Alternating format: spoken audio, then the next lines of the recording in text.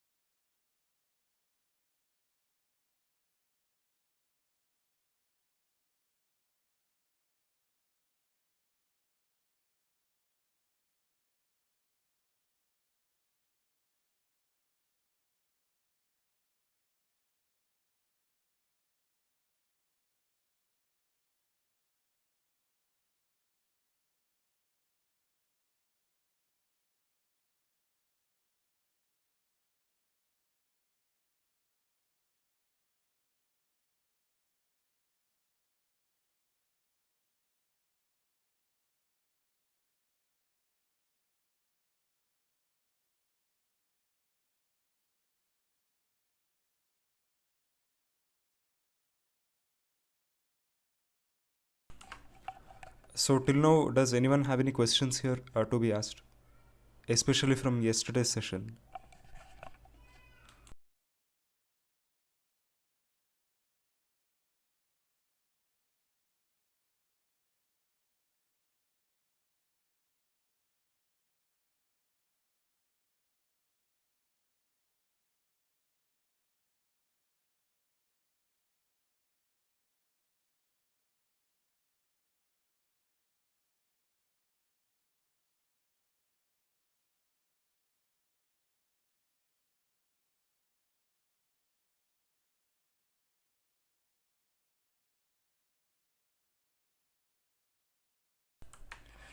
So if there are no questions, we shall continue our discussion from yesterday. So as stated, the different darshanas differ in their interpretations of the works of Vyasadeva and other rishis. So the root of all knowledge is Krishna Dvaipayana Vyasadeva. So coming to how the Shastras and their interpretations differed, basically almost all of the darshanas have derived their respective tenets from any one of the sutras or the various granthas authored by Vyasadeva himself. So for the Vedantins, the chief text is the Brahma Sutras or the Vedanta Sutras. So before Sri Madhvacharya, there were 21 different commentators on the Brahma Sutras, and these commentators wrote their own interpretations of the Brahma Sutras. and they were all very popular during their respective periods. But now later on, since Shankaracharya came, and within some time after that, almost the popularity of almost all the others went down. And as of now, only the most popularity is with the philosophy of Shankaracharya, then Ramanujacharya, then Madhvacharya, and also the later philosophers such as Nimbarkacharya, and the philosophy of Achintya Bheda is propagated by the Gaudiyas.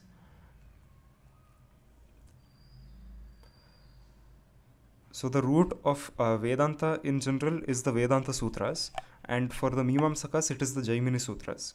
Similarly, for Nyaya it is the Nyaya Sutras.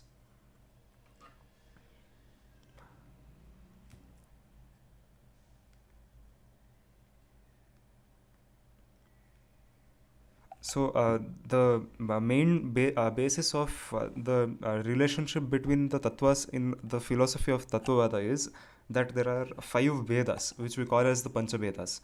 So these are 5 kinds of distinctions between the different tattvas. So the first one is Jiva Ishvara Veda, the second one is Jiva Jiva Veda, the third one is Jiva Jada Veda, the fourth one is Jada Ishvara Veda, and the fifth one is Jada Jada Bheda. So the first is that the Jivas and Ishvara are totally discrete, or they are separate entities. They are not the same person or the same entity. The living entity and the Supreme Being are 2 different things. This is called Jiva Ishvara Veda. Now this is accepted by most of the other darshanas, and even the Advaitins accept this to some extent as Vyavaharika. They refer to this as Vyavaharika, means unimportant or something that is transient. The next one will be Jiva Jiva Veda. Now, unlike other philosophies, the philosophy of Tattvavaada actually says that every soul is different. Every soul has its own unique nature. Every soul is unique. You can't find any entity which is exactly equal to another entity, no matter if it's a non-living thing or if it's a living thing or if it's God himself, because there is only one God, and he can have multiple forms, but he there cannot be 2 or more supreme beings. This one is universal to almost all the philosophies, but the uniqueness of other entities is something accepted exclusively by Tattvavaada only. So there are 2 factors which play a role in the qualities or behavior of any living entity. So one is called Swabhava and the second one is called Prabhava. Swabhava refers to the nature of a soul, or or what it truly wants from its heart. Prabhava is the influence or external environment and external factors influencing it. Prabhava is actually temporary and Swabhava is permanent. Swabhava can be compared to a seed of a mango tree or a banyan tree. You cannot expect a mango seed to give rise to a banyan tree or a banyan seed to give rise to a mango tree. Both will give rise to their respective plants only, and it will turn into, subsequently it will grow into a tree of the same species. So same is the case with Swabhava. Even in the Bhagavata Purana, there are multiple hints in the Bhagavad Gita, Bhagavata Purana, and other Shastras that uh, every jiva has something called Swabhavika Gunas, or natural qualities which determine its nature, or Swabhava. Now, Prabhava is the influence of mainly from the material world by the factors such as Sattva, Rajas, and Tamas. Sattva is the force of balance. Rajas is the force of extreme energy or enthusiasm. Tamas is the force of lack of energy or darkness, ignorance. The same qualities of Sattva, Rajas, and Tamas also exist even in the different jivas, but they are different from the Prakritika, Sattva Guna, Rajoguna, and Tamaguna. So, because of this, every jiva has its own unique nature or swabhava. This is what differentiates it from others.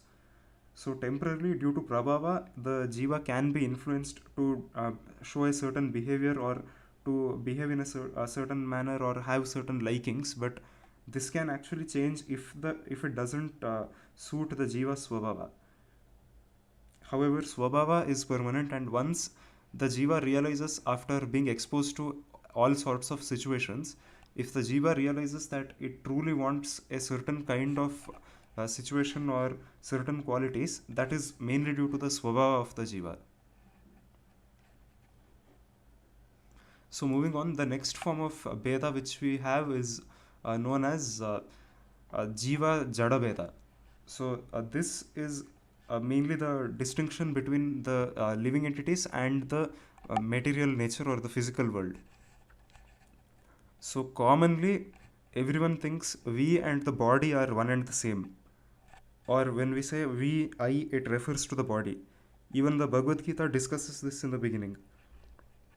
In the Vishnu Purana, the root of samsara is said to be due to the mind and such wrong knowledge.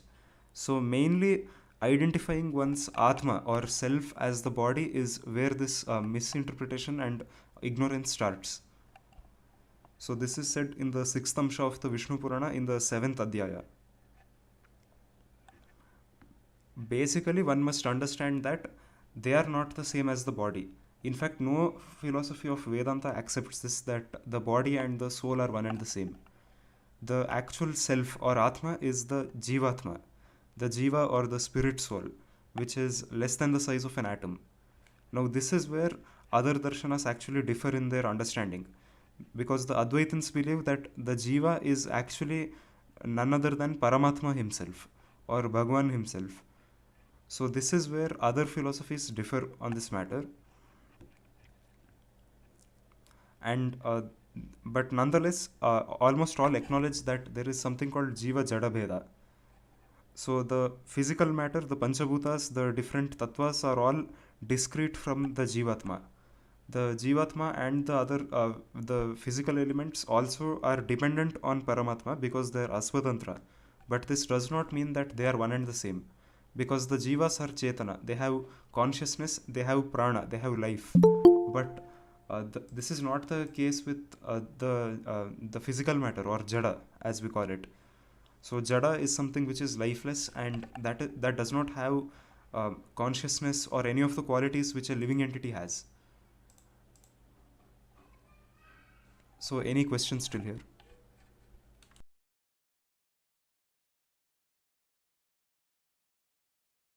Haray Namaha. Hare Am I audible? Yes. So, like you mentioned it, right? Like there are three modes of nature which are Prakritika and Aprakritika. Yes. So, the second one belonging to Jiva. So, do we have explicitly, I mean, stating the difference between these two, excluding Bhagavad Gita? Yes, we. As I said, even in the sixth skanda of the Bhagavata Purana, in the first adhyaya, you will find a statement by Shukamuni that everyone performs karmas due to the influence of their swabhavika gunas, and even for a moment, one cannot stay without performing any action or being totally inactive. So everyone does actions based on their swabhavika gunas. So here there is a clear-cut mention of the word swabhavika gunaihi. So that indicates that it's done due to swabhava. And here also the comparison is that the spiritual processes or practices cannot purify a person whose swabhava is not satvika. Indirectly, that is what is implied there. And the comparison is just like even the water from the most sacred rivers cannot purify a pot which contains alcohol inside it. So Swabhava is something which is inside the Jivatma. It's not something external. So there are similar references elsewhere also. Thank you. Thank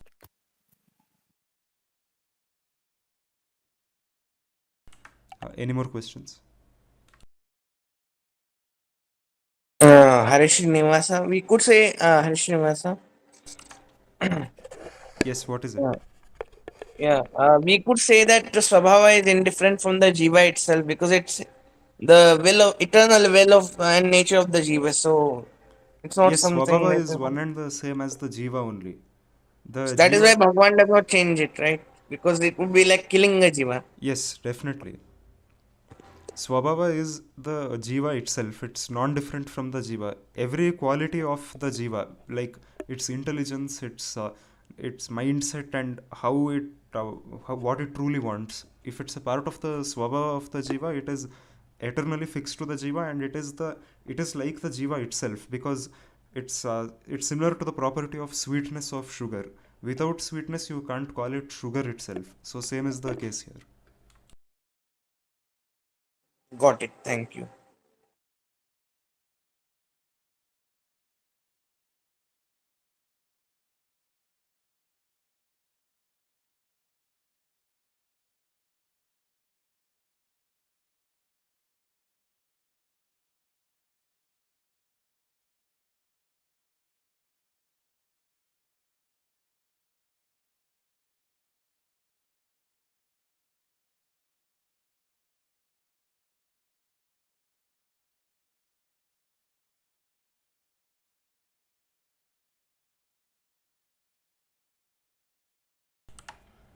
So if there are no more questions, we shall continue further. So basically the next type of Veda is Jada Veda. Now this is something unique to the philosophy of Tattvavaada, and most of the others don't accept this idea. So basically Jada Veda is that every particle of the non-living things, the physical matter, is also different and unique. One molecule of water is not the same as another molecule of water. That also has its own separate existence, because if another molecule of water is undergoes any change or modification, this molecule of water won't undergo the same change. So these now there is a distinction or discreteness even among these as well. So this is what is called as Jada Veda. Next, Jada Ishvara Veda. This is also accepted by few philosophies, but not just Tattvavaada. Even most of the Shaiva darshanas also accept the idea of Jada Ishvara Veda. That is, Ishvara and Jada are two separate categories. They are two separate entities. So many philosophies like Advaita or Vishishta Advaita believe that, and even Achintya Beda actually, or at least the interpretation of Achintya Beda as per Sri Baladeva Vidyabhushana, they acknowledge that the physical world is actually non-different from the Supreme Being himself, or the physical matter is God himself. So this is one thing which the Madhvas do not accept, mainly because one can notice even in the Shastras that there are statements explicitly differentiating between the different tattvas and Bhagwan himself. So in the Antaryami Brahmana of the Brihadaranyaka Upanishad, one can find many such statements repeatedly referring to the different tattvas as where Paramatma is established inside it, and that they are different, Antara from Paramatma, and they are the body of Paramatma. So these are three things which one can notice in this Antaryami Brahmana of the Brihadaranyaka Upanishad. So there is one mantra which states Ya Atmani Tishtan Ya Atmanaha Antaraha Yasya Atma Shariram. So here this is it is said that Paramatma is the Antaryami of the Atma, who is established inside the Atma, but he is different from the Atma. Atmanaha Antaraha. And similarly, the same statement is repeated for all the other tattvas. For Prithvi, for Apas, Tejas, and all the tattvas, one can find the same statement, that they are that Paramatma is established inside them, or in other words, he resides inside them as their Antaryami or indweller, and he is separate from them, and they are his body. Now, as per Vishishta Advaita, this is something called Sharira Atma, or the relationship between the body and the soul, which they believe that all the entities, including the Jivatma, are the bodies of Paramatma. But as far as the stance of Tattvavaada is concerned, the body of Paramatma would be non-different from Paramatma himself, because he has no parts or portions as such. So even when in some parts of the Shastras he is said to have a portion or an amsha, that is actually a reference to Paramatma himself. So coming to the point, here they are referred to as the body of Paramatma, because a body can be defined as something which is under the control of the Atma. So since Paramatma is the Antaryami within all the entities and he controls them, he is said to be he is said to be their Atma, and because of that, the other entities are said to be like his body because they are under his control. So these are the Panchavedas. So any questions so far?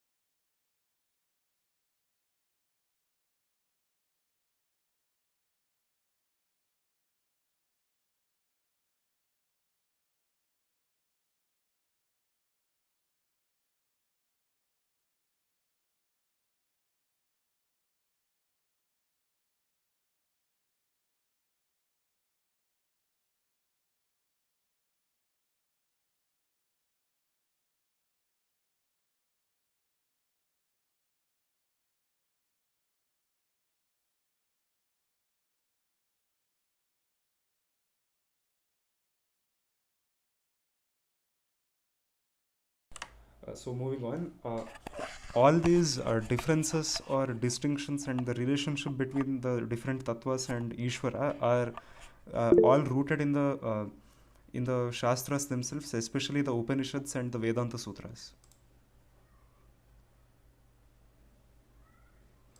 Regarding the pramana which we mentioned as talking about the jiva as sharira of Paramatma, we already explained that. So here we differ from the Vishishta Advaitins on their interpretation of Sharira Atmavada. So as said already, Sri Madhvacharya in his Kata Upanishad commentary in the last section actually explains this, that here this doesn't literally mean that those tattvas are the body of Paramatma himself, because Paramatma's body is infinite. He is said to be Sahasra Shirsha, Sahasra Bahu. He has thousands of heads, arms, and he is pretty much infinite. So the description of Paramatma that we get in the Shastras is actually a mere fraction of what can be described, because he is infinite. So these tattvas can definitely not be his body as such. So what it means by calling them as his sharira is that they are like his body, because a body is something which is under the control of the Atma. Just as how we are actually living souls inside this body which is made of the Panchabhutas. So similarly, Paramatma is like the soul of our own soul, and our own soul is like his body, because we are under his control. So similarly, all the tattvas are under the control of Paramatma. So that's why they are said to be his body.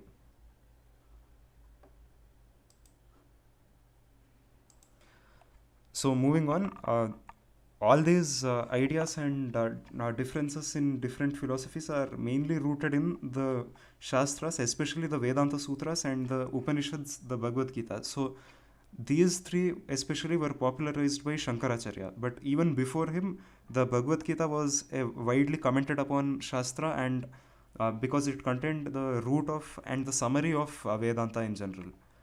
So Shankaracharya himself says in his commentary that actually even before him there were many other philosophers who had tried giving their explanations of it and their interpretation. So same is the case with the Brahma Sutras. But other than these few bhashyas that we have today, many other philosophies lost their popularity soon, and because of that they are not preserved as of now.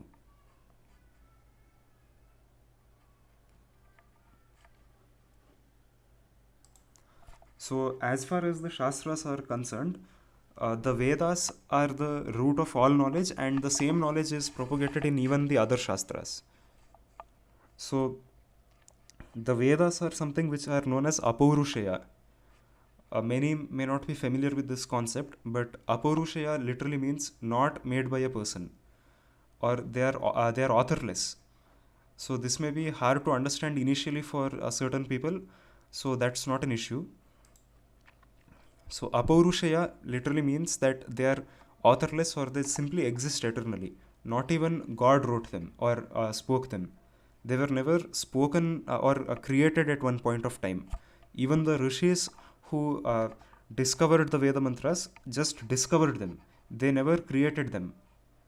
So same is the case with all the other spiritual knowledge contained in the Shastras. So uh, all the knowledge contained in the other Shastras are also eternal, but as far as the non-Vedic texts are concerned, they were written at one point of time by certain rishis. Especially Vyasadeva wrote most of them and propagated them, and his disciples continued propagating them in the fashion that we know today. But the fact is that they were their essence is one and the same, but their exact structure varies. But this is not the case with the Vedas. The Vedas are apaurushaya, or they are authorless. So because of this, the Vedas have been simply existing since eternity in their exact form and exact pronunciation. As a matter of fact, it's actually impossible to write down the Vedas perfectly. That's why they were rarely used in a written form. They were always transmitted through oral tradition or by chanting and hearing.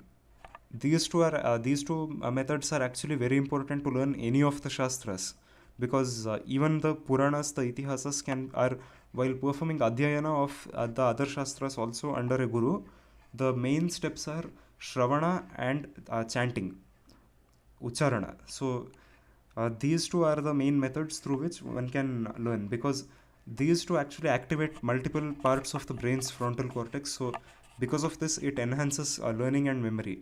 So one can actually try this while themselves learning the Shastras or any Granthas by repeatedly chanting them and hearing them and paying attention to the pronunciation. One actually remembers them better. So this method was used in all the Gurukulas so far for thousands and thousands of years, and that's how the knowledge of the Shastras have continued to have been propagated like this for so many years, and they have been preserved in their exact form with absolute accuracy.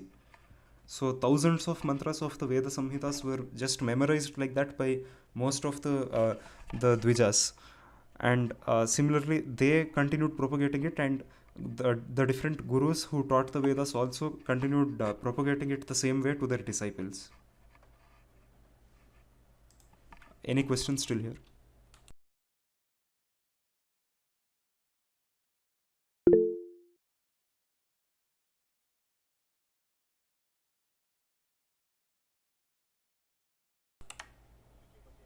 Yes, Bhagavad Gita can be considered as a Pancharatra text.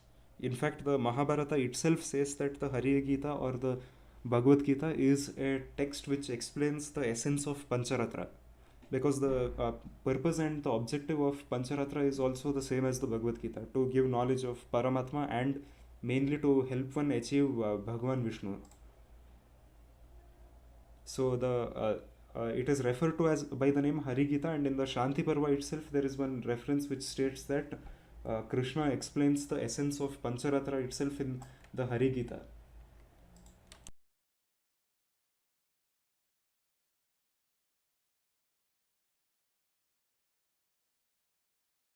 Actually, to be precise, the same knowledge of the Pancharatra, the Vedas, the Mahabharata, Ramayana, and the Puranas also, the Vaishnava Puranas, are propagated by all of them. It's the same knowledge which is propagated, but the method of propagating them is different. That's all.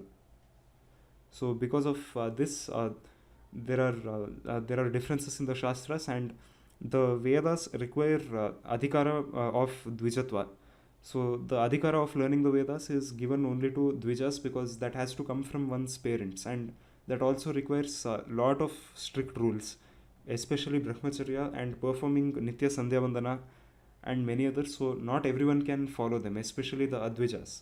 So because of this, the Advijas could obtain the same knowledge through the other Shastras.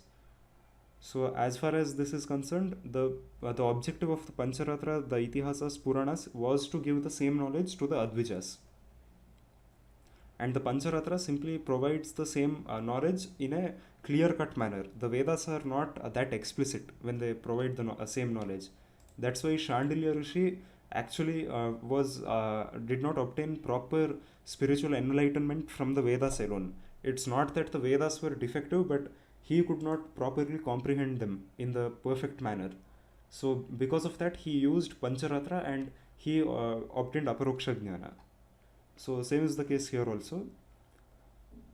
The Bhagavad Gita can also be considered as a Pancharatra text. Yes, there's a reference in the Shanti Parva somewhere in the Moksha Dharma Parva specifically.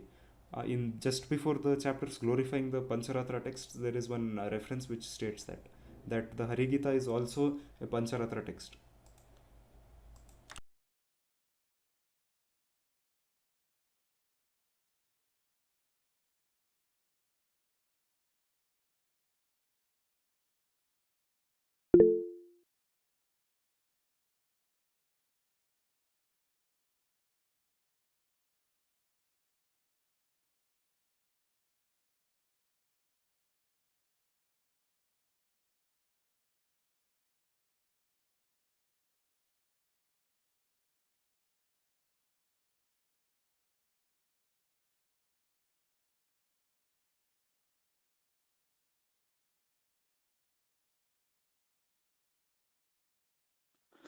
Kindly explain the last point. Veda is Aparushaya, but still something you were sharing. Kindly again, please. Could you elaborate what you want to know? Last point you were sharing. Veda is, although Veda is Aparushaya, but Vedas are written, and then later other rishis also written. Something you was explaining. The rishis discovered the Veda mantras in the beginning of Srishti, or as and when the knowledge of the Vedas goes, it is propagated again by the Devatas like Vyasadeva and the rishis also. And the rishis mainly, they discovered the mantras of the Vedas. They never authored them, or they never made them. So when they contemplate upon Paramatma, they received the knowledge of the Vedas as it is, with their exact pronunciation. So that's why the oral tradition of chanting and learning the Vedas was given more importance, and that is the gold standard method to learn the Vedas.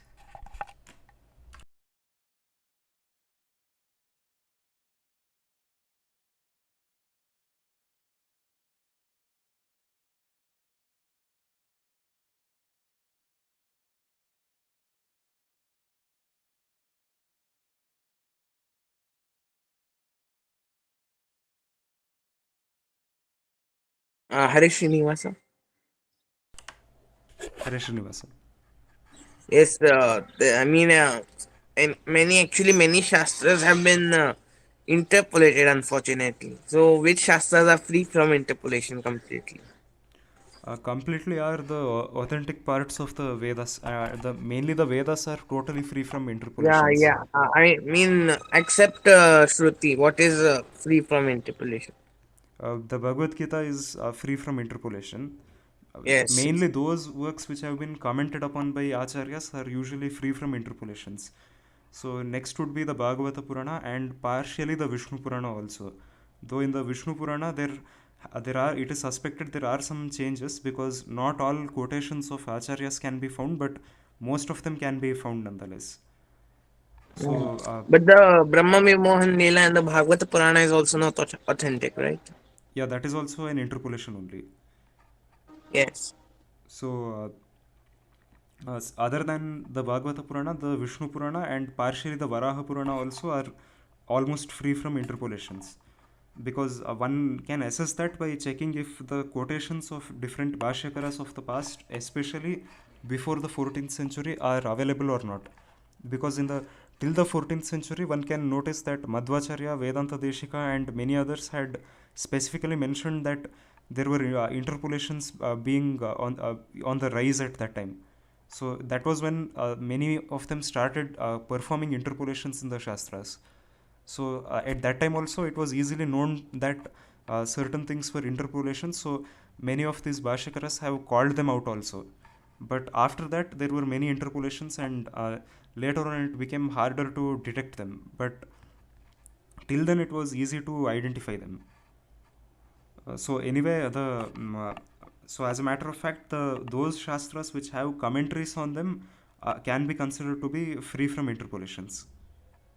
So many parts of the Mahabharata or those chapters which are quoted also, even in other Puranas also, if they are quoted, they are usually unlikely to be interpolated.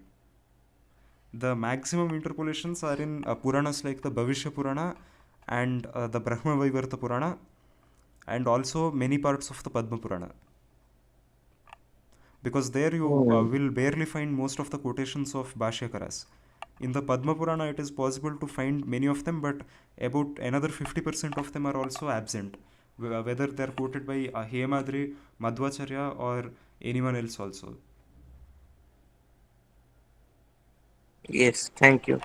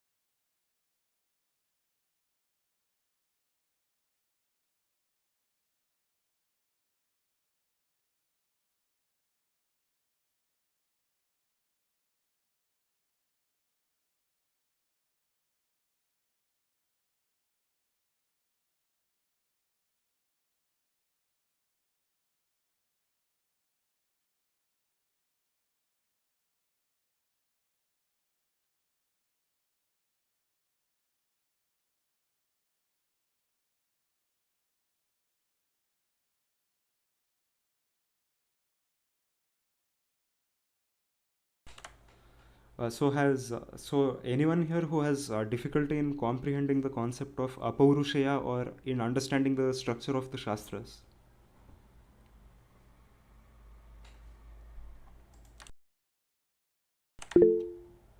So if everyone has understood that, then we can move forward. And any more doubts till now?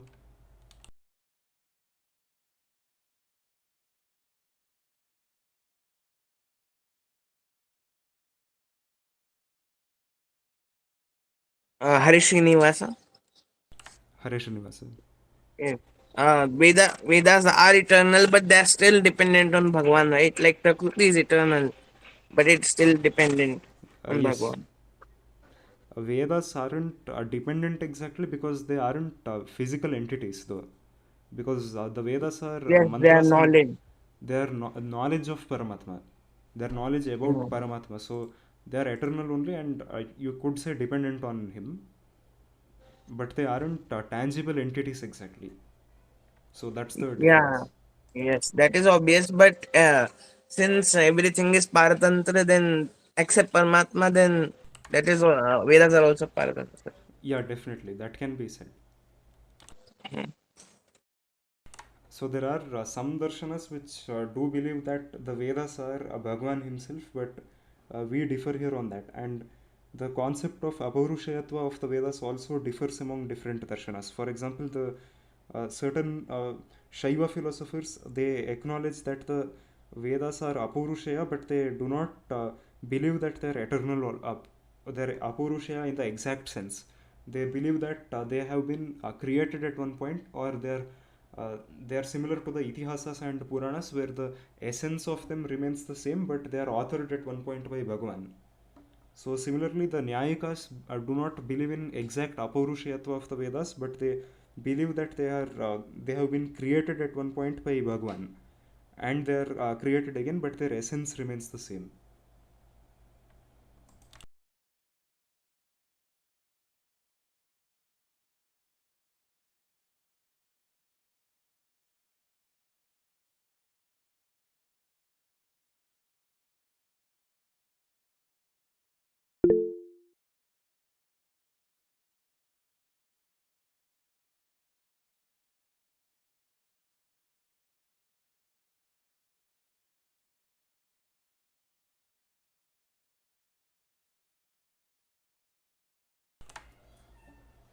Apurushaya doesn't mean they're eternally present in Bhagwan's mind as such. Yes, they are present there because Bhagwan knows everything. He is Kavi or omniscient, and he's said to be Sarvavit in the Vishnu Purana and even in the Vishnu Sahasranama, Mahabharata, multiple places it is said. So he knows everything, and as said by him in the Bhagavad Gita, he knows Bhuta, Vartamana, and Bhavishya, and all the living entities and the non-living entities also. But no one knows Bhagwan completely. Not even the Vedas actually can describe Bhagwan completely. So it is exaggerated in the Bhagavata Purana's 10th skanda that even Bhagwan himself cannot measure his glories or reach the end of it because there is no end to that. He is endless. So the rishis discover it due to Bhagwan only. It is Vishnu himself who gives the knowledge of the Vedas to the rishis, and they discover it through dhyana.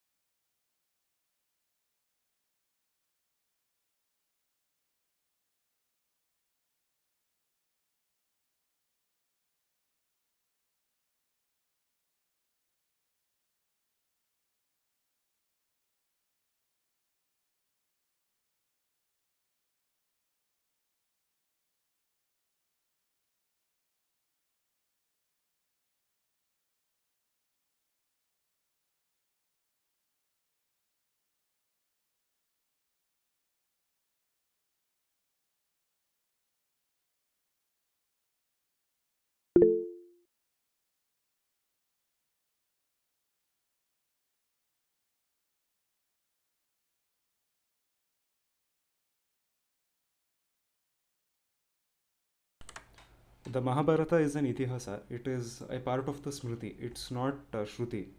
Because as said already, Vyasadeva composed the Mahabharata. So it is not something Apaurushaya as such or which has been existing in its exact form eternally. And Mahabharata also speaks of events specific to our Manvantara and what all have happened, and specifically about certain living entities also, who and how what all happened, what all they did, their actions. So Mahabharata is not a Shruti exactly, it's Smriti.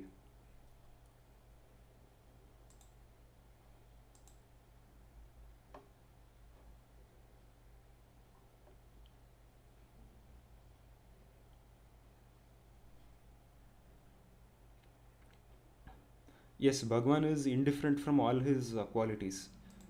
From It's just like the case with the jivas and their swabhavika gunas. So Bhagwan's ananda, Bhagwan's intelligence, Bhagwan's body, anything to do with Bhagwan, even a hair or a nail of Bhagwan is the same as Bhagwan himself. That's why Sri Madhvacharya wrote something called the Narasimha Nakastuti, which we have published on our website and even in our Tattvavaada Vaishnava handbook also. So even this stotra actually glorifies the nail of Narasimhadeva. Now, why does it glorify his nail? Because he does not have parts as such, unlike us or where we are separate from our body. So, in his case, he himself is his nail or hair also. So, that's why the whole stuti glorifies Narasimhadeva by glorifying his nail. Actually, in the Shastras, in the Varaha Purana, there is one reference quoted by Madhvacharya in the third or fourth adhyaya of his Brahma Sutra Bhashya, which states that there are two types of amshas of Bhagavan. So, amsha means portion, but again, Paramatma does not have a portion or part of him. But nonetheless, the comparison is because even what may seem to be a portion of Paramatma is actually Paramatma himself and is fully non-different from him. So there is something called Bhinna Amsha and Abhinna Amsha. Abhinna Amshas can be said to be a hair or nail of Bhagwan. Even in the Vishnu Purana, there is a mention that Krishna and Balarama were born from the hairs of Vishnu. Now, this does not mean that they're actually not fully powerful like him or anything. They are Bhagwan himself. Balarama is an Avesha of Bhagwan, or rather, he is Adishesha, who is a Jivatma, and he has the effect of Avesha of Bhagwan, Or in other words, Bhagwan's Amsha is present as a second soul in him, but he himself isn't Bhagwan. So same is the case here. And in multiple places in the Vishnu Purana, Bhagavata Purana, also one can find mentions that Krishna was born from an Amsha of Vishnu. Now this again refers to Abhinna Amshas. It doesn't mean that he is a Bhinna Amsha. Bhinna Amshas are Aveshas, or they are said to be his Amshas because they are like a part of him, but they actually possess a small fraction of his qualities and do not properly manifest all the power and strength of Bhagwan. So this is true for the Devatas and certain jivas which develop the Avesha of Paramatma. Hope that makes it clear. Yeah, it's clear. Thank you.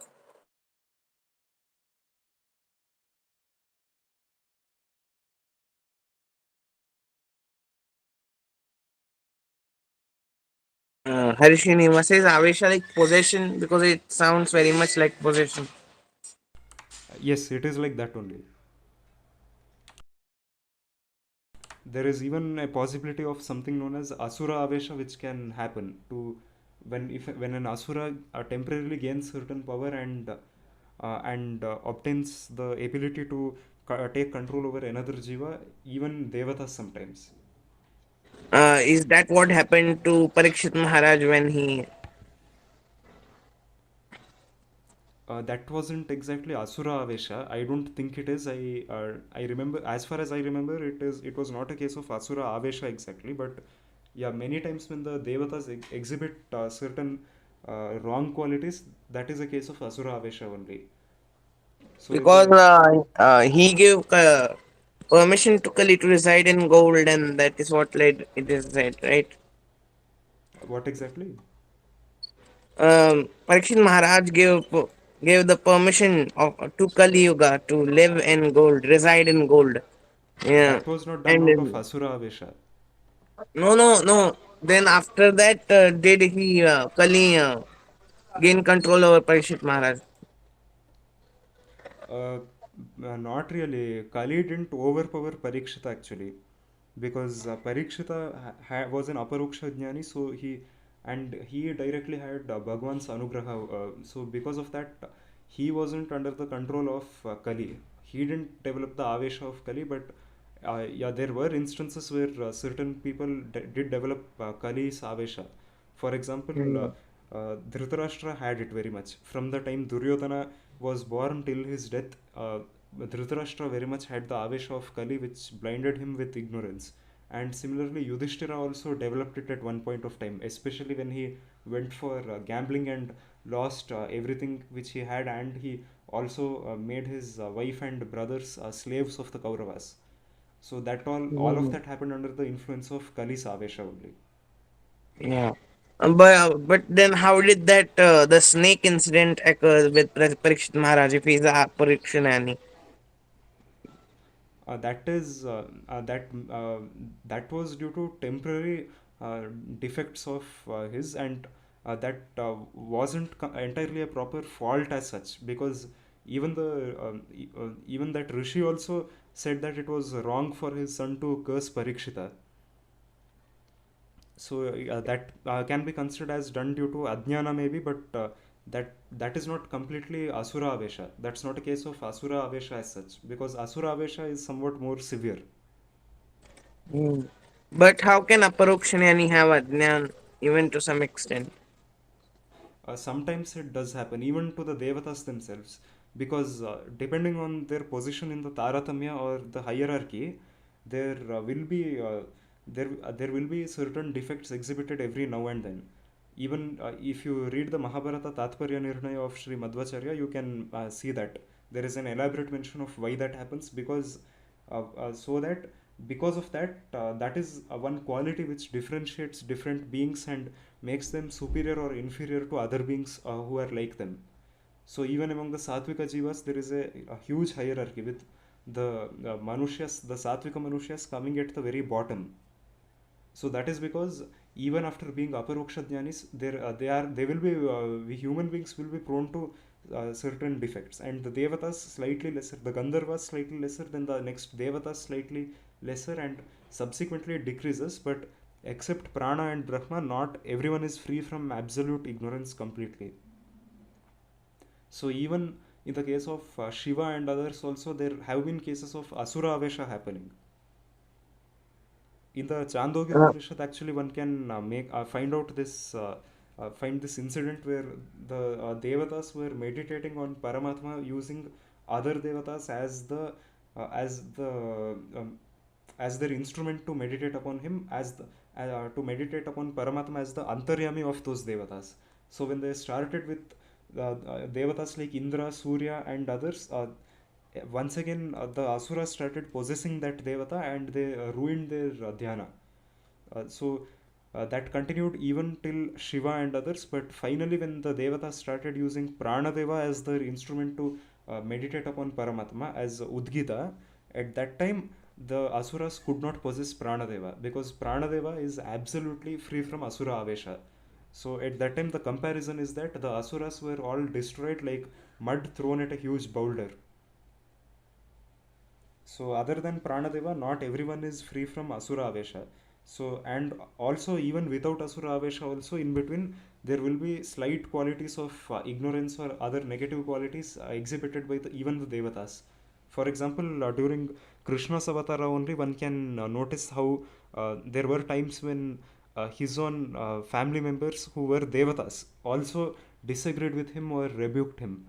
Even Balarama had was got into an argument with him over the Shemantaka Mani, and Pradyumna also opposed the marriage of Arjuna and Subhadra, despite that being accepted by Krishna himself. And Vidura also had once at one point feared that Krishna may be attacked or overpowered by the Kauravas. So that is again, despite being an Aparoksha Jnani and despite being Yama's Avatara himself, he still exhibited that because this will reduce the excess sadhana which they commit or the excess punya which they obtain, so that there is a balance.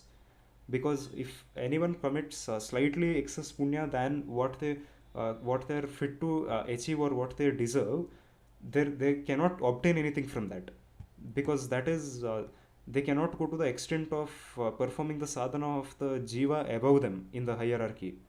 But at the same time this excess punya won't get them anything, so that is negated by certain defects which will naturally appear in them as a result of their swabhava and their imperfection. So in the Vishnu Purana's 7th adhyaya of the 6th amsha also there is one shloka which says Ashuddhaha te devaha karma yunayaha. So because the devatas also perform karmas, because they are also born from karmas, they are also ashuddha, they are not completely pure entities. Only Paramatma is properly Shuddha. So hope that makes it clear. Rayanamma. Hello? What do you mean by the order? Do you mean hierarchy of the Shrutis, Smritis and Itihasas? Yes, Prabhuji. Basically, as said in yesterday's session also, there isn't any hierarchy among the sadagamas or the valid shastras, because the knowledge contained by them is one and the same. So one cannot say that it is, because all of it is jnana about Paramatma. So one cannot say that it is superior or inferior to another thing. Because the knowledge is one and the same, but in case of disputes, in the Mimamsa Sutras and in the Smritis also, one can find a hierarchy that the Shrutis hold the topmost authority, and if there is contradiction, the Smriti has to be rejected. But nonetheless, since all of them are works of the Rishis, one should always try to reconcile them first, because there is a way to reconcile contradictions also. And as said in the first session also, in the first and second sessions, there are three bhashas used in the Puranas especially. That is Samadhi, the straightforward meaning; Darshana, which is the point of view of another philosophy; and Guhya, which is the hidden meaning. So here too the same thing is applicable, and but the Shrutis hold the paramount authority in case of contradictions, or where something may seem to be uncanny in the Smritis. So Smriti is a broad category which includes all the other Shastras, which includes the Dharma Shastras, the Itihasas and the Puranas. and also the Upavedas and the sutras like the Vedanta sutras, all of them also come under the Smriti actually. Though some people consider that to be a separate category, but nonetheless, Smriti is a very broad category inclusive of all the Shastras other than the Vedas.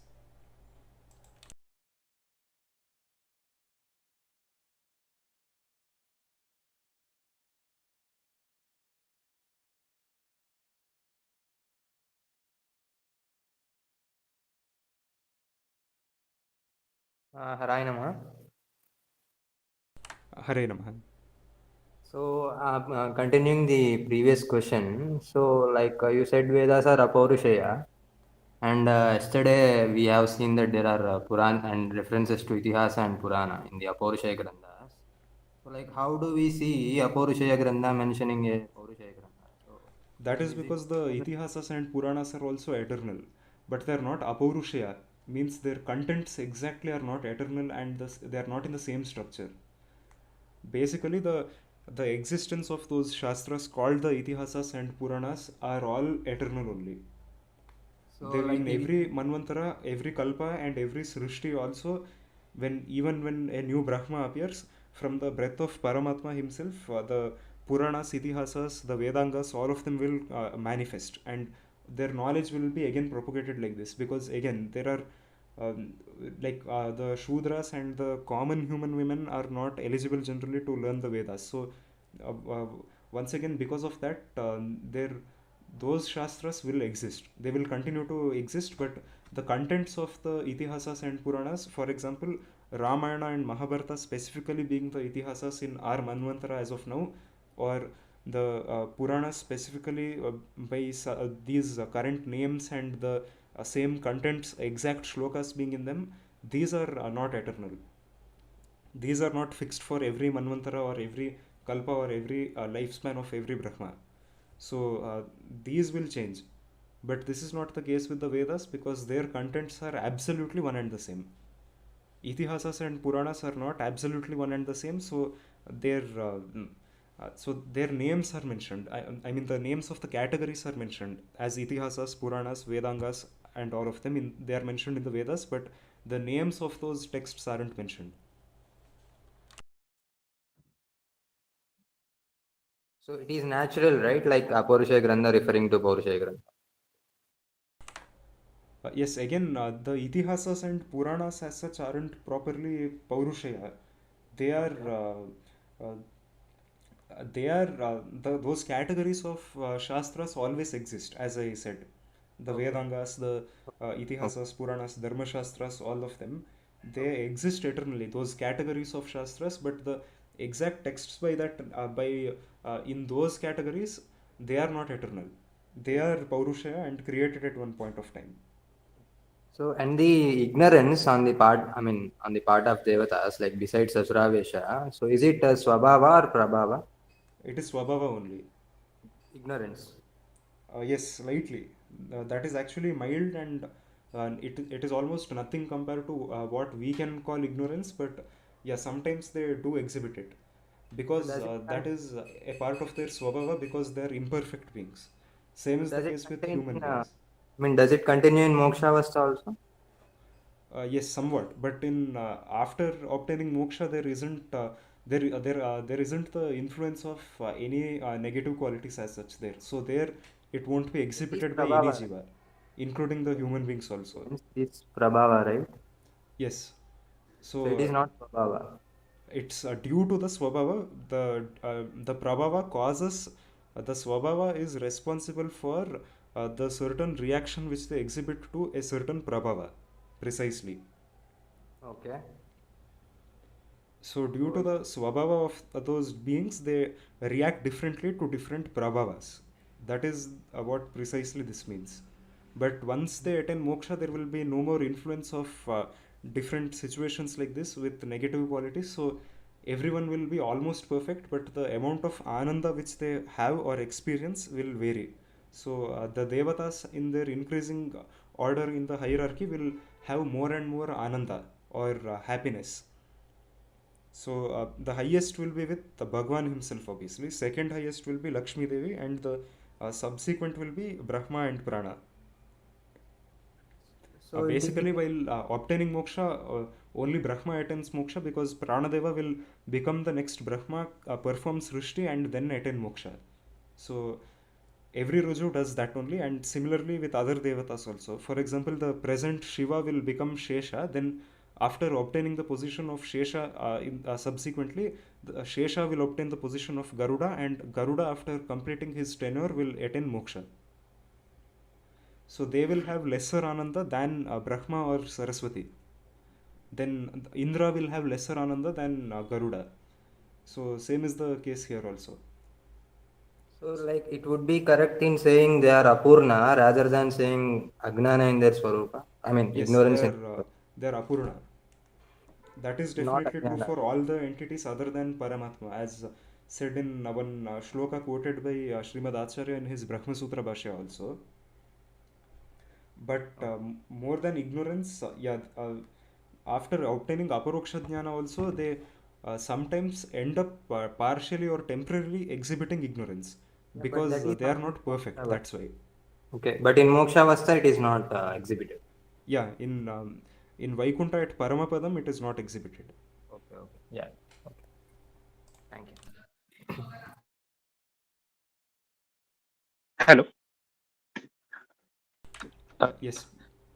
So yeah. So you were saying that the Rudra Devaru will become Shesha Devaru, Shesha Devaru become Garuda Devaru, and Garuda Devaru will attend moksha, right? Yes. So in Vaikuntha, there is no need for a Shesha there for Lord to rest upon.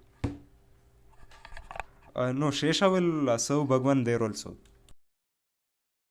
But then here in the moksha city, he will having the Deha of Garuda Devaru, right? Yeah, Shesha actually has one amsha of his, if I'm not wrong, who obtains moksha and performs seva of Bhagwan even at Paramapadam. That is what happens there. Even in the Mahabharata Tatparya, there is one reference like that. I think Yes. I think Shri Vishwadiraja Tirtharu or anyone else can clarify this perfectly. But as per what I was told previously, Shesha serves Bhagwan everywhere, including Vaikuntha. So there one amsha of his Okay. attains moksha and serves him, as far as I remember. And for in Madhva Siddhanta, we have one universe at a time, right? So Yes. when the set of, let us assume that one set of deities or one set of jivas have attained moksha, although the process is infinite. So does it happen like the Shesha, all or whatever the Shesha jivas will be there, they will get merged or not merged in the jiva part, then the moksha part, because multiple jivas also can exist, right? There. Basically, certain devatas like Shesha, Shiva are only one at a time for one Brahmanda. Yes. So I am saying same. in the moksha city. Yeah, there also the position of Shesha is going to change after the next Shesha obtains moksha. Can you clarify, because that is creating more issues, because moksha means the position should be stabilized. That is what my Not understanding really. was.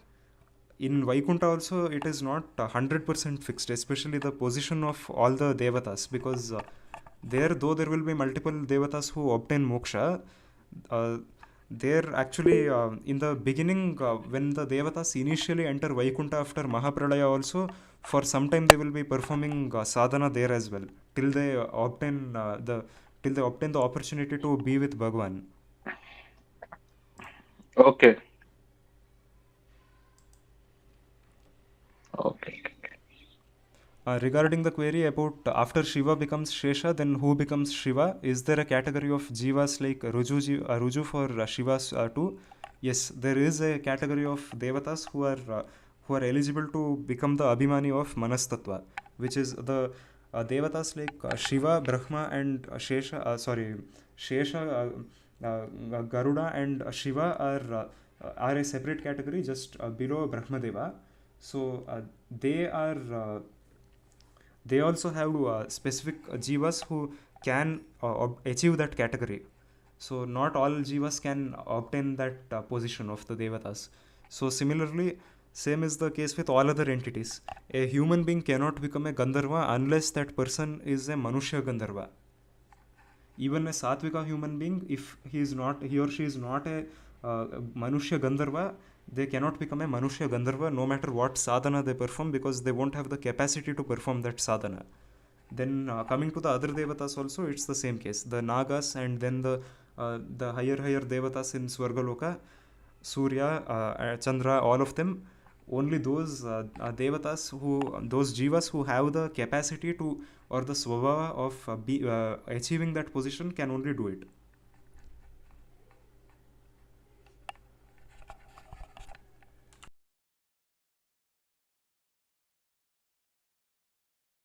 So currently What are those jivas, Bharata, what are those jivas who are eligible to become Shiva called, and how many are they? There is no specific name which I remember given to those jivas. They are, you could say that they are the devatas who are higher than Indra and who are eligible to become Shiva. So currently the next Shiva will be Bhutarajaru as per our Siddhanta. So and similarly the next upcoming Pranadeva will be Latavya Ruju, whose avatara was Vadiraja Tirtharu. So Shri Bhutaraja will be the upcoming Shiva once the current Garuda obtains moksha and Shesha becomes Garuda. So at that time Bhutaraja will take over the position of Shiva. And regarding can present Manushyas become Devatas? No. Present Manushyas are definitely not Devatas or those with the Svabhava of Devatas, because currently more than 51 years of Brahma's lifespan have passed already. Brahma lives for 100 years in his time scale, which is actually billions of years, but nonetheless, in his time scale, once half of his lifespan is over, all the devatas will complete their sadhana, and all those satvika jivas who have the swabhava of a devata or gandharva or naga will achieve that position, or would have started their sadhana at least. They would have understood their swabhava and would have made significant progress there. So all the other jivas like us are definitely not devatas.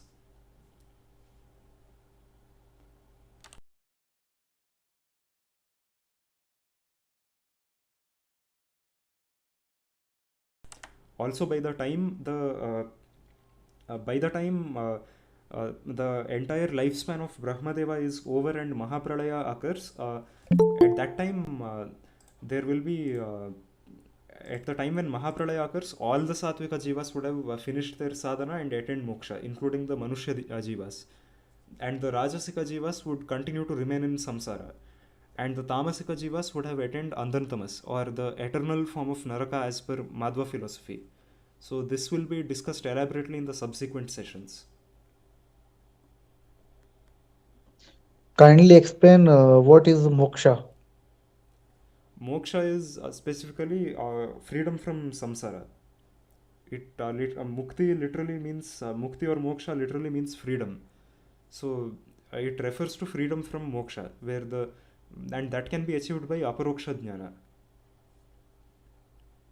So moksha is where the jiva obtains aparoksha jnana completely and subsequently obtains moksha by entering Vaikuntha. And in Vaikuntha there is no influence of time or anything, so that is eternal. The person will eternally experience only Ananda and won't have to face birth, death, diseases, old age, or committing papa, punya, or anything like that. Then what is the difference between moksha and bhakti? Can we do bhakti unless get moksha? What do you mean? Difference between bhakti and moksha. Bhakti is that emotion. There is one definition of bhakti in the Narada Pancharatra as quoted by Sri Madhvacharya, which says Mahatmya Jnana Purvastu Sudrudaha Sneho Bhaktiriti Prokta Taya Muktir Nacha Anyata. So basically, firm love for Bhagwan through knowledge of him. That is what is called as bhakti. Bhakti is the instrument or the highest goal one needs to achieve through, and that a part of that is associated with aparoksha jnana also. Now, through bhakti and jnana, one can attain moksha. Moksha is the result one obtains. The what we perform or the action which we perform is bhakti. Is that clear now? Okay. Mukti is Swarupananda, right? When we realize our self as dasatva of das of Bhagwan eternally. Yes. Okay, regarding the difference between Pralaya after every Chaturyuga and Mahapralaya after the lifespan of Brahma. So, Pralaya does not occur after every Chaturyuga actually. Pralaya occurs at the end of one Manvantara. In the Vishnu Puranas, 6th Amshas, 3rd and 4th chapters, there is an elaborate description of Pralaya. So, the 3rd chapter speaks about the Pralaya which occurs after every Manvantara. The 4th chapter speaks about Pralaya which occurs after the lifespan of Brahmadeva. So after one Chaturyuga ends, after Kali Yuga ends, there is one transition period between Kali Yuga and Satya Yuga, and in that time the world and all the jivas undergo changes, and the situation is set to how it was during Satya Yuga. So, but after that Satya Yuga will continue. There is no Pralaya as such. The sufferings and the issues with Kali Yuga will just come to an end. That's all will happen. Then after that, at the end of every Manvantara, there is a Pralaya which is caused by Shiva. So one of his manifestation as Kalagni Rudra will perform Pralaya, and because of that, Shiva will cause the destruction of most of the lokas, and there will be severe disasters, and the remaining jivas will quickly escape to other lokas. So to Janaloka, Tapoloka, Maharloka, and from there their respective inhabitants will go to higher lokas, and till they reach Satya Loka they will wait. And from there onwards, once the Pralaya stops, they will come back again, and the life in the other lokas will continue. And certain devatas like Manu, mainly Manvantara is a tenure of Manu. So the position of Manu is occupied by another devata. Then Indra's position is also occupied by another devata. So that is when many of the positions of many of those devatas change. But after that, at the end of Brahma's lifespan completely, which is a huge time scale, which is a huge duration even in the time scale of the devatas themselves, at the end of his lifespan, all the lokas are destroyed completely, and finally all the tattvas start merging in an inverse order, with the lower tattvas merging into the higher tattvas. This is stated in the Vishnu Purana's 6th Amsha's 4th Adhyaya, and even the 4th Adhyaya of the Brahma Sutras also elaborately mentions this actually. One can refer to its commentary and the translation by Subbarao with the commentary of Sri Madhvacharya, where all of it has been explained elaborately.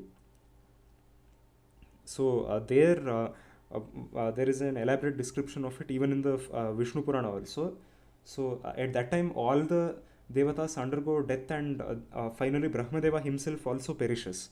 The Maha Upanishad actually says that at that time it's a case of the permanent becoming impermanent.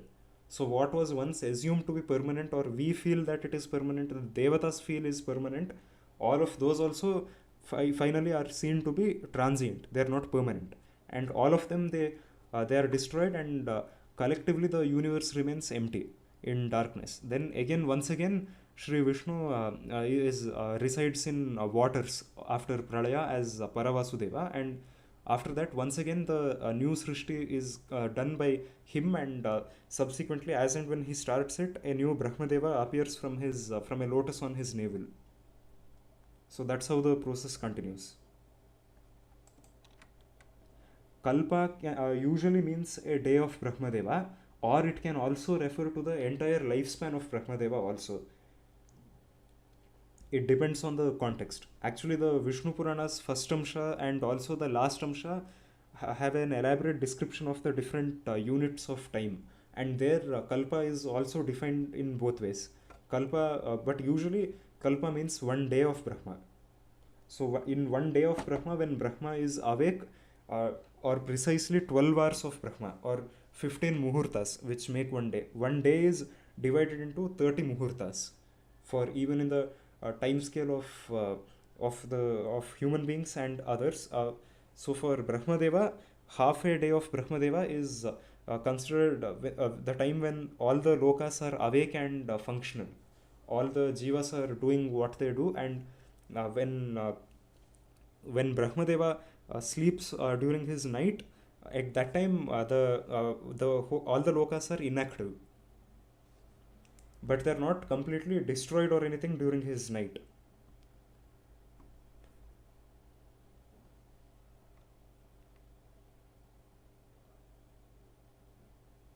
Yes, Mahapralaya at the end of Brahma's lifespan is done by Bhagavan Vishnu himself, not Shiva. The Pralaya which occurs between every Manvantara is done by Kalagni Rudra.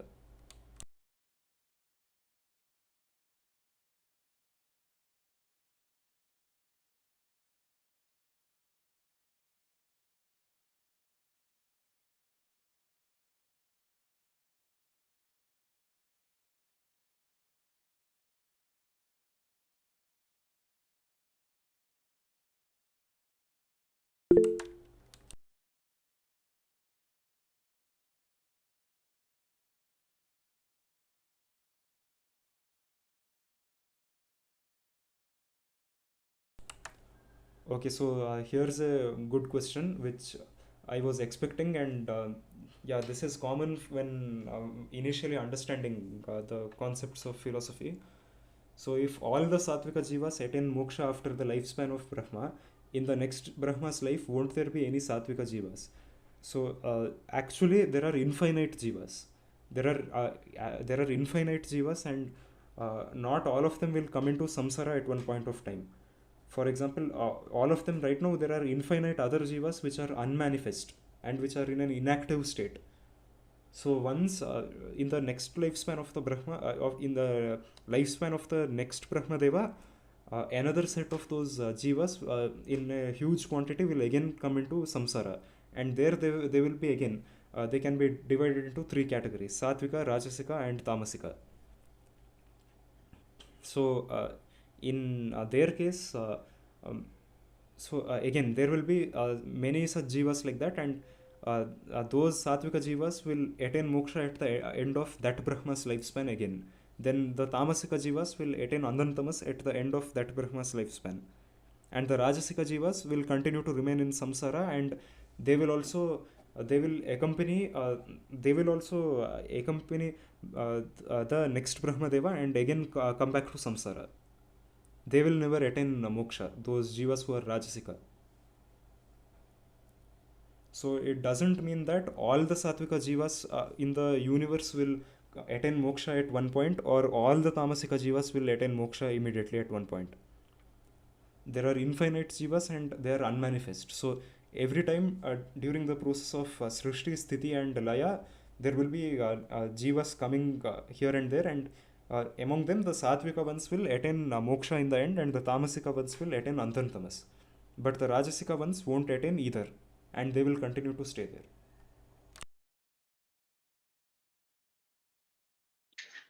So what happens to Rajasic Jivas? See, we have Sattvic Jivas, those who attend Vaikuntha, Tamasic Jivas, Andha Tamas. But what about Rajasic Jivas? Like their moksha, they have to remain in material world. But again, material world gets destroyed and the new set of Jivas come. So where does this Rajasic Jiva goes?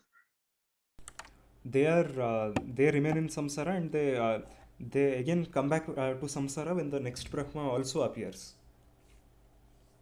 Along with the So basically, hmm. yeah, continue.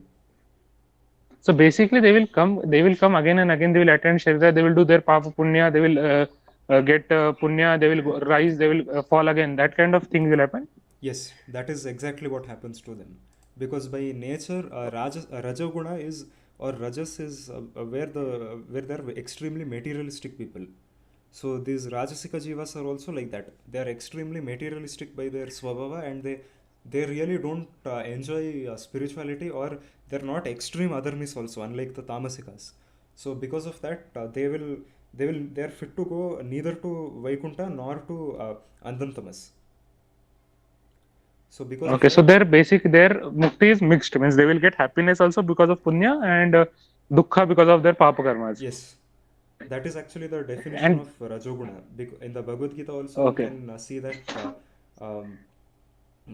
there is a mention that overreacting to emotions, whether it be extreme happiness or sorrow or anything, that is indicative of Rajoguna. So same is the case with them. Their natural quality is like that. They will be in. They will not go to extremes of anything. They will be having variations here and there, but they will be finally they'll be totally neutral in everything, whether it is being dharmika or being an adharmi. So they are so they will continue to be stuck in samsara only, and they will even now also they will be facing subsequent rebirth, death, and they will be going to Swargaloka, then the lower lokas, Atala, Vitala, and Bhuloka. They will just be roaming around in different bodies, but they will not make significant progress either in spirituality or in adharma also. So they will never be attaining their swarupa, the Rajasika jivas. Their swarupa itself is to remain in samsara. They're materialistic But by nature, so they uh, they will actually not mind staying here in samsara. They don't care about the fact that it is filled with suffering, and they won't attain I mean eternal to or say, spiritual happiness. I mean to say, you mean samsara. So they will take birth here. So Yes. they will take body also. Yes.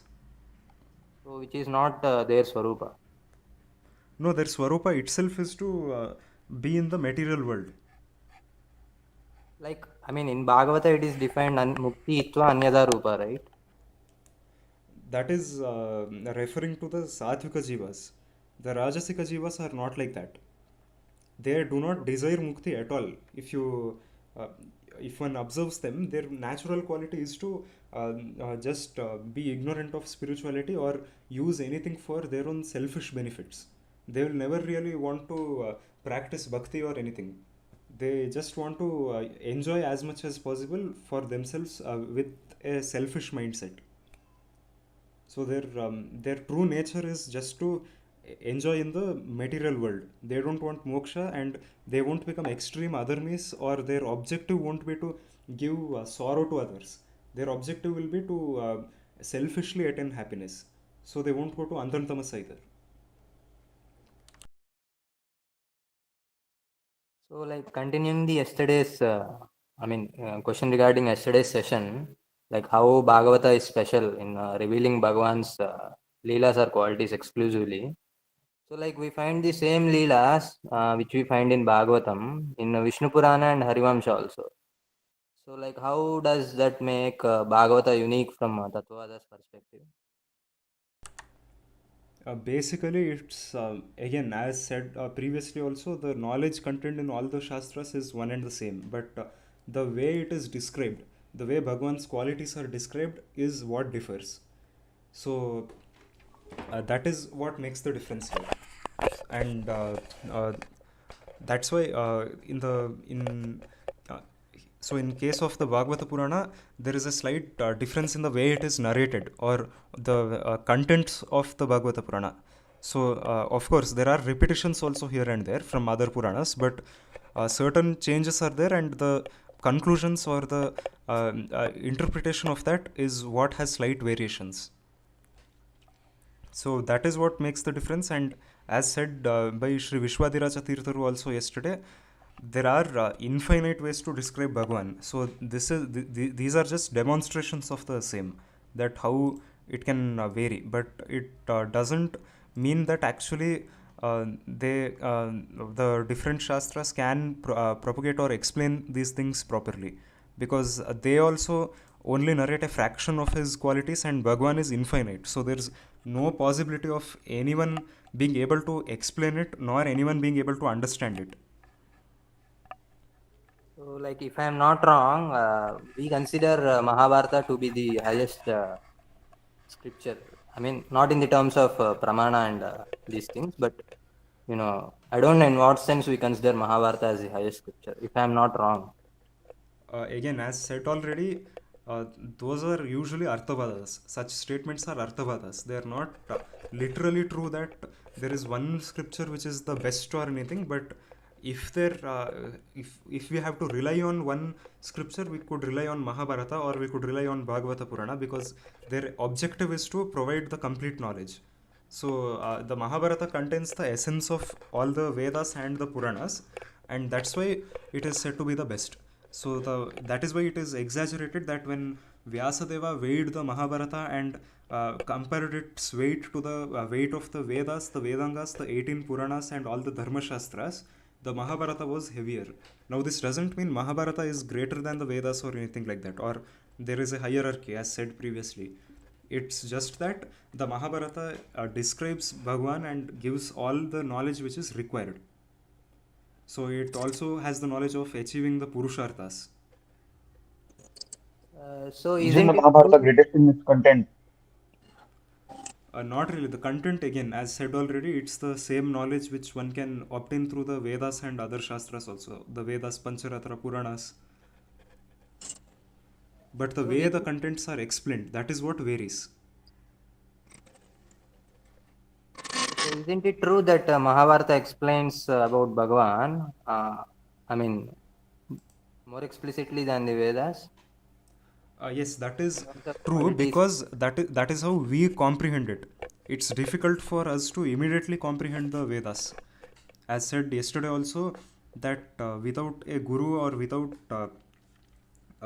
help from the without help from other things like the Vedangas and a guru also, even with Vedangas you cannot properly understand the Vedas. That is the same thing which happened to Shandilya Rishi also.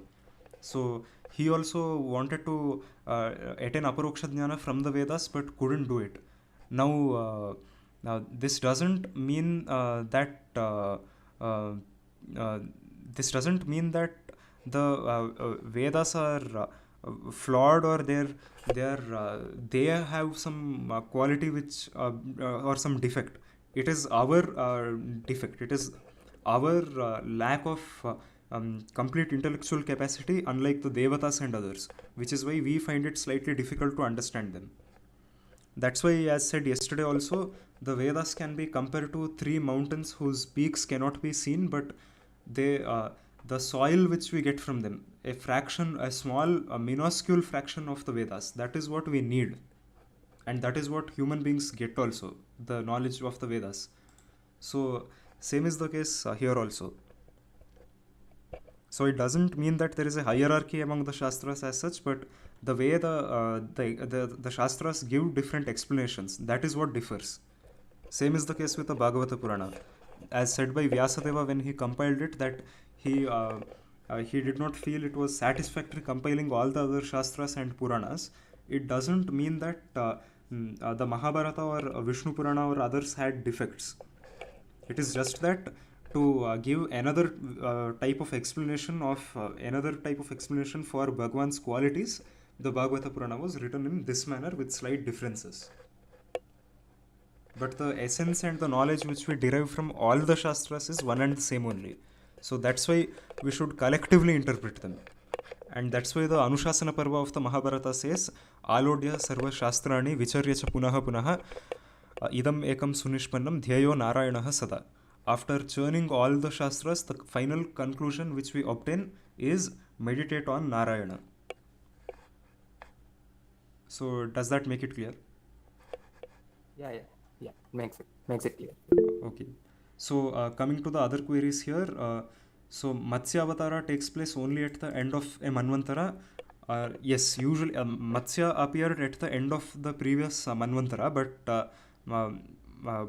but that doesn't mean at the end of every Manvantara Matsya only will appear. The way in which Pralaya takes place can vary.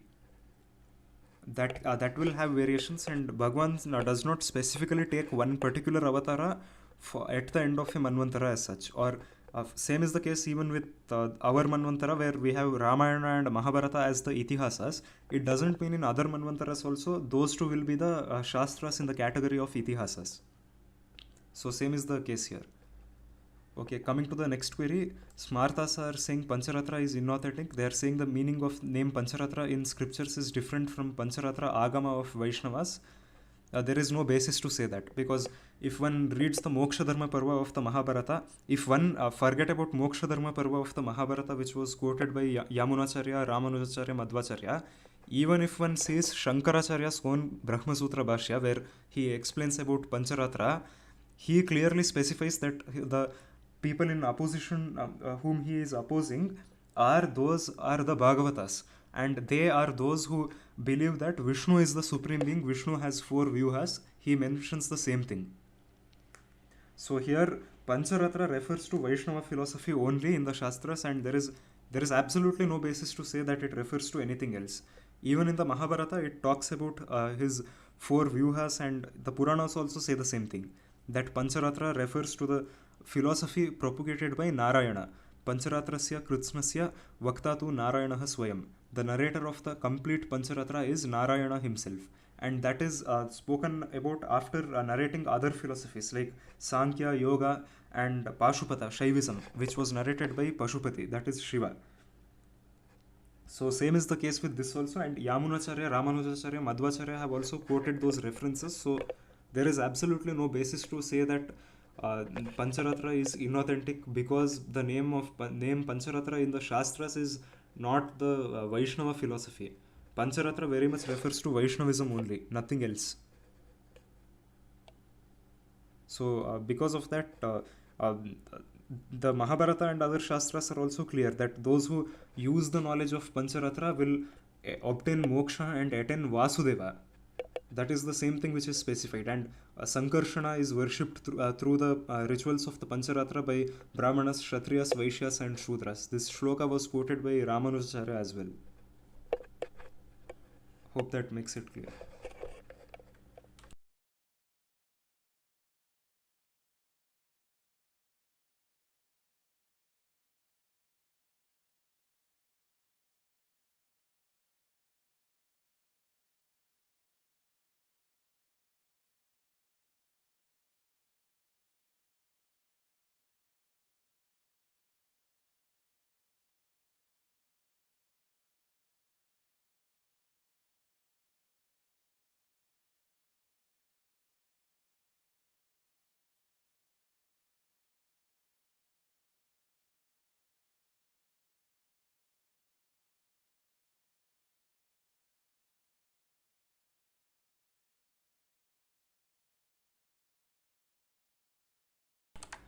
So I guess we can end the session here now. Shri Vishwadiraja Tirtharu will not be able to join us today as he was delayed, and also because this is mainly a doubt session. On Saturdays he will give most of the explanations, and on Sundays the same thing will be continued and discussed. So new topics won't be usually discussed on the session on Sundays. So are there any more questions here?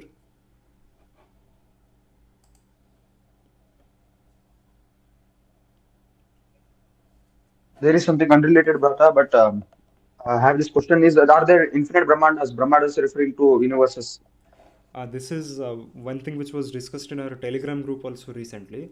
So, as per Tattvavaada and as said in the works of Sri Vadiraja Tirtha, there is only one Brahmanda at a time, and there is one Brahmadeva in the universe.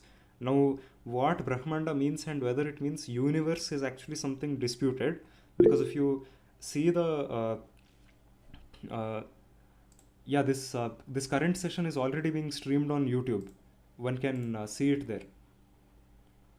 So anyway, continuing. So Brahmanda actually means one realm of Brahmadeva. Now it doesn't necessarily mean multiple universes are indicated by the term Brahmanda, because if you see the description of a Brahmanda, it refers to the realm of one Brahmadeva, and also in those places where you can see the mention of multiple Brahmandas, as far as the Tattvavadi stance is concerned, it refers to the various solar systems or galaxies or something like that. So personally, as far as my interpretation goes, it refers to solar systems being multiple and infinite, but the universe itself is one which has one Brahmadeva presiding over it. So But Dr. B.N.K. Sharma is different on this stance. He has a different stance. He says that there are infinite universes in one pore of Bhagwan.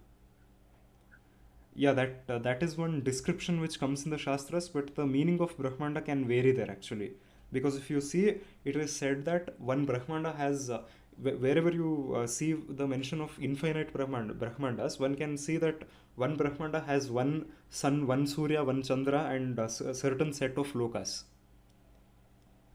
So the Tattvavaadi stance is that at one time in samsara there is one Brahmadeva who presides over the whole universe, but Sri Vadiraja Tirtharu and Sri Bannanje Govindacharya actually have discussed this in their works, that there is one Brahmadeva presiding over the entire universe which has multiple subdivisions. So those subdivisions are probably the different solar systems that we see here, because because our realm is said to have one sun and a few set of lokas and one Chandra. So that obviously cannot mean that the whole universe has only one star like the sun, because there are numerous such stars like the sun. So what it means is that there is one universe with multiple subdivisions. Okay, I understood what you're saying, brother. But BNK Sharma says translates Brahmanda as universe. That's why I asked. Precisely, that is the universe is what many translators use to translate the term Brahmanda, but frankly speaking, that doesn't accord well with the Shastras, the term universe as a translation of Brahmanda. And certain different authors have differed on their interpretations actually. Even among Madhvas also there are slight variations in the opinions of different Vidwans themselves. Okay, then when it is said that there are infinite Brahmandas in one core of Bhagwan, that it means that infinite galaxies are there, not universes. Yeah, or different solar systems specifically. So that is what it means by by multiple Brahmandas. But there is only one Brahma at a time who presides over the whole universe, or that is, in some contexts, the entire universe and the collection of all these stars can be referred to as a Brahmanda. But how can a solar system be a Brahmanda? Because Surya Mandala is known to be a part of Brahmanda, right? Surya Mandala is a part of Brahmanda. We know this from Shastras itself. Yes, but when there is a mention of other Brahmandas, one can see that each Brahmanda is, I mean, in one Brahmanda, in certain context, it is said that there is only one Surya, one Chandra. So obviously, that is not the case with the whole universe. There is only one set of lokas being mentioned to exist in one particular Brahmanda. So at that time, the meaning of the word Brahmanda is not universe.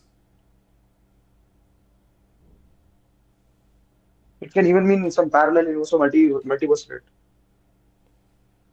Not really, or yeah, we could suppose so, but again, there is uh, what is said in the Shastras is that there is one set of Brahmandas which are or set of subdivisions under a Brahmanda which are presided over by Brahmadeva, and Brahmadeva is one person at a time in samsara.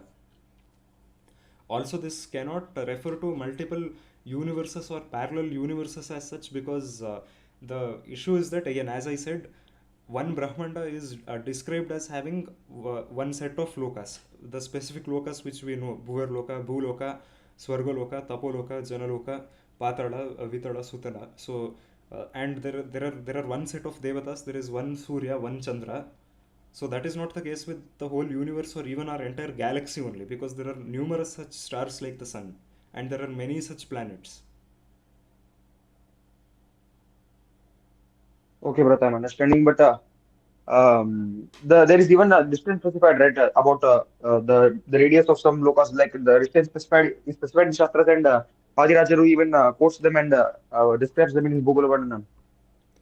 Yeah, that variation actually is due to the fact that mainly in certain places there is a mention of higher dimensions, because even Sri Vijayadvaja Tirtharu in his Padaratnavari commentary on the Bhagavatam says the same thing, that certain things are speaking about higher dimensions, because if you see certain chapters of the Bhagavata Purana, you will see that Chandra is said to be larger than Surya. Now, this doesn't refer to the moon, because the moon is obviously very smaller compared to the sun and the earth itself. But the moon which we see in the sky is usually referred to as Rahu, because he swallows the sun during solar eclipses.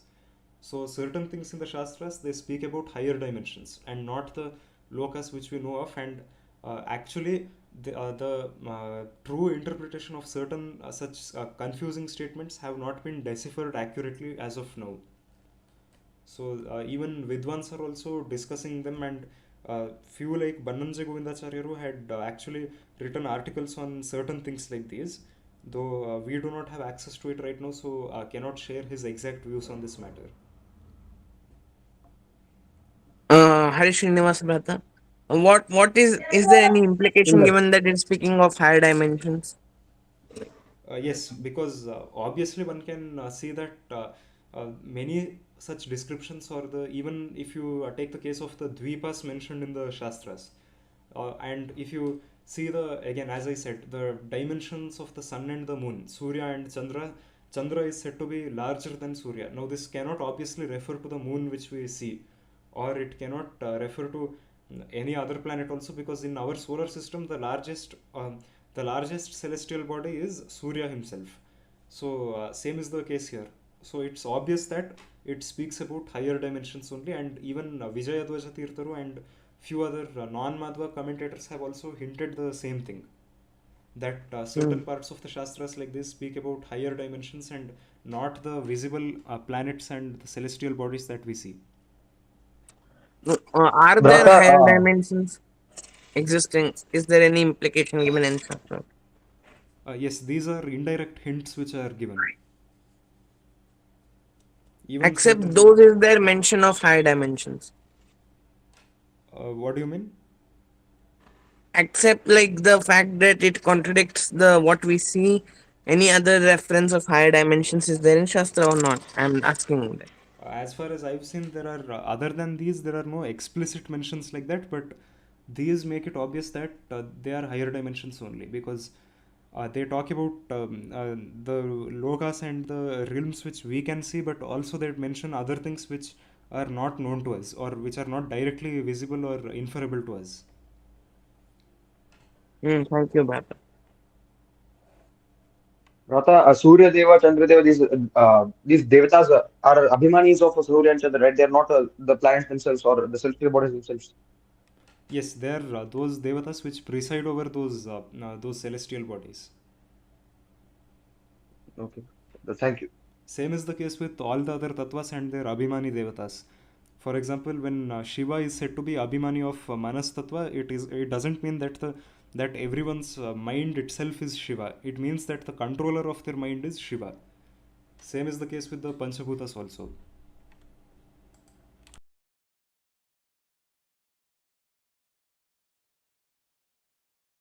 So, any more questions till now? No, Harish Rata. Srinivas, last question. Yes. Why does Bhagwan control dreams? Uh, Everything is under his control precisely, which is why he is Bhagwan. No, but it is specifically mentioned that he creates dreams according to Vasana. Why is that? Those are because one's dreams are usually indicative of what is happening, and along with the influence of their mind also, and what may happen in the future. They are hints usually. That's what the Brahma Sutras also say. So in the state of dreams, actually there is a temporary union of the Atma with Brahman. That is what is said in the Brahma Sutras actually. What is Vasana Brata exactly? Could you repeat? What is the Vasana? What are Vasanas that cause the dream? That a dream what is made of? Mainly it is caused by through the mind as the instrument. Paramatma himself causes it. He causes those dreams to take place. It is said, being Kashyapa explains that from philosophy of Madhacharya, explains that this Vasanas are the uh, potencies, the age-long potencies of divas through which Bhagwan creates the dream worlds and sends the divas there. Yes, actually the jiva, as I said previously also, as it is said in the Brahma Sutras, they are temporarily in a state of union with Paramatma. So Paramatma makes it see and feel things which it has to feel in the state of dreaming. No, but what is vasana? What are vasanas? Like age-long potencies, what does that mean? Precisely, it can mean like those instruments such as the jiva's mind and the jiva itself, which see the dream or which experience it. I'm not sure of the exact translation of those words in English. Okay, Vedanta, thank you. So, any more questions, or can we wind up here?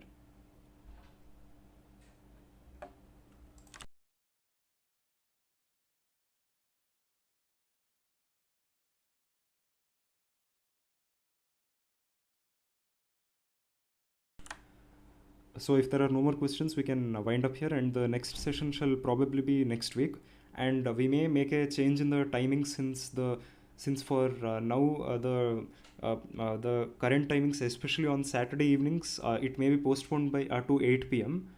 Because they are not on par with Shri Vishwadiraja Tirtharu's schedule due to changes in his schedule and due to a delay in his Sandhya Vandana. So because of that, we may plan to make a change. We'll inform any updates in the Telegram group. And either way, we hope it won't be of any inconvenience to anyone, since there will be recordings of the session also afterwards. So with that, we'll wind up here. Shri Krishna Arpanamastu. Achyutaya Namaha, Anataya Namaha, Govindaya Namaha. Achyutaya Namaha, Anataya Namaha, Govindaya Namaha. Achyutananta Govindebhyo Namo Namaha. Dhanyavada. Thank you very much for attending, and hope it was helpful today.